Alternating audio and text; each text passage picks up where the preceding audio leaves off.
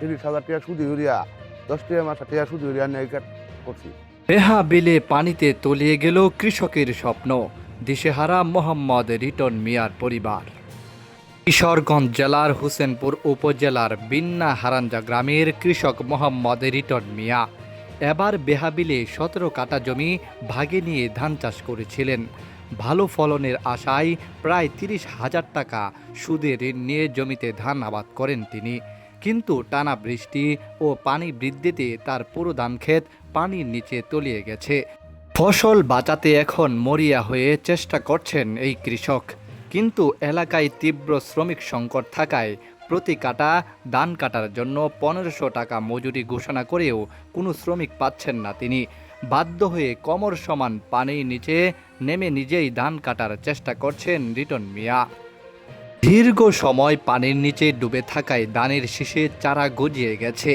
এতে করে ধানের মান নষ্ট হয়ে পড়েছে এবং বড় ধরনের লোকসানের আশঙ্কা দেখা দিয়েছে। কান্না জড়িত কণ্ঠে রিটন মিয়া বলেন, 17 টাকা পাইছি ভাগে, 30,000 টাকা সুদ ইউরিয়া যখন সব পানির নিচে এই যে আমার হিয়ানো 6 টাকা এই যে দামুরি বড় করে একটা ধান নিতে আসে না। হ্যাঁ, আর এই যে এটার মধ্যে 9 টাকা এই যে এই মাথা থেকে এই পর্যন্ত কামলা পাই না।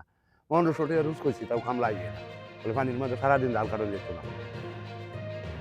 যখন আমি এটা কামলাও নাই ওখানে হল্লা কাটতাছি ওই দিনে কাটাম ধান জ্বালায় আছে পানির মধ্যে না। যে খাওয়ার ওই যে দেখেন সব ধান খেরুন, এই যে দেখেন এই যে সব ধান খেরুন জ্বালায় গেছে, এই যে জ্বালায় গেছে, খাওয়ার মতন কোনো কারণ এই দেখেন সব ধান জ্বালায় গেছে। 3 ছেলে ও 2 মেয়ের বাবা এই কৃষক জানান, ধান বিক্রির টাকাতেই পরিবারের ভরণ পোষণ চলত।